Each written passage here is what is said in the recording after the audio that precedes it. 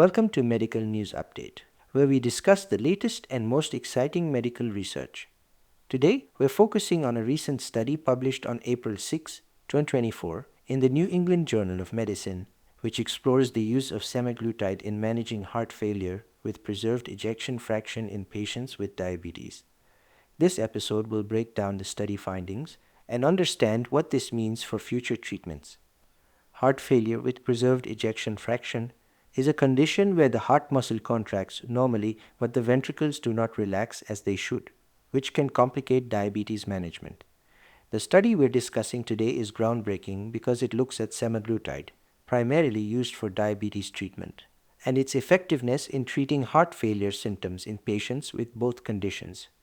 The trial involved 616 participants who were treated with a once-weekly injection of semaglutide or a placebo over 52 weeks. The results were quite promising. Semaglutide led to significant improvements in heart failure symptoms and physical limitations, as well as weight loss compared to placebo. Participants on semaglutide saw a 13.7-point improvement in the Kansas City Cardiomyopathy Questionnaire Clinical Summary Score, a substantial improvement over the 6.4 points in the placebo group. Additionally, the semaglutide group experienced an average weight loss of 9.8%, significantly higher than the 3.4% in the placebo group. The implications of these findings can be quite significant. Semaglutide not only helps with glucose control, but also has a profound effect on weight management and cardiovascular health.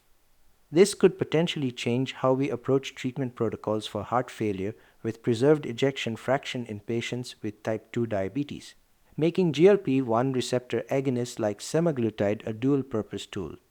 So how semaglutide interacts with other treatments for heart failure with preserved ejection fraction and diabetes.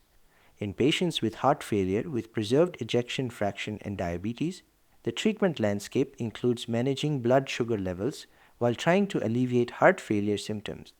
Semaglutide's ability to significantly reduce body weight and improve cardiac function means it could be effectively combined with current treatments, such as SGLT2 inhibitors, which have become a standard care for heart failure.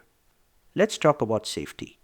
What did the study find about the safety of semaglutide in this patient population?